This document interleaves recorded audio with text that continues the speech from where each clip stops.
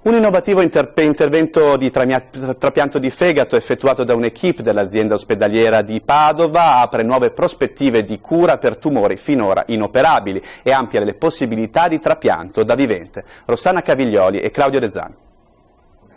L'intervento chirurgico è iniziato alle 8 del mattino e si è concluso in piena notte. 15 ore in cui metà del fegato di un paziente di 47 anni, con metastasi considerate inoperabili, è stato asportato. Al suo posto, l'equipe dell'azienda ospedaliera universitaria di Padova ha impiantato una piccola parte del fegato di un donatore. Passati 17 giorni, con un secondo intervento, anche il resto del fegato malato è stato asportato. Fino ad oggi, per trapiantare un fegato da donatore vivente, bisognava utilizzare il 70% dell'organo del donatore, con un rischio non negliggibile, non vicino a zero.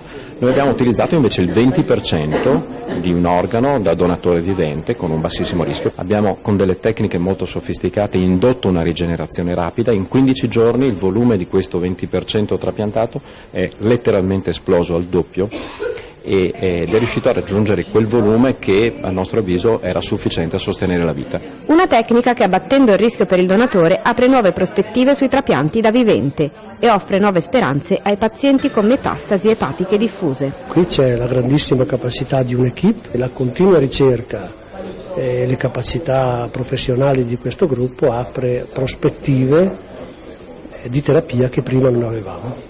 È il sesto trapianto di questo tipo nel mondo. Per la prima volta la seconda parte dell'intervento è stata eseguita in laparoscopia. Il donatore, che è molto importante, è tornato alla vita normale in pochissimi giorni. Il ricevente ha avuto un intervento enorme, è stato ricoverato molto tempo, oggi però è a casa in buone condizioni e ha ripreso la sua attività di lavoro.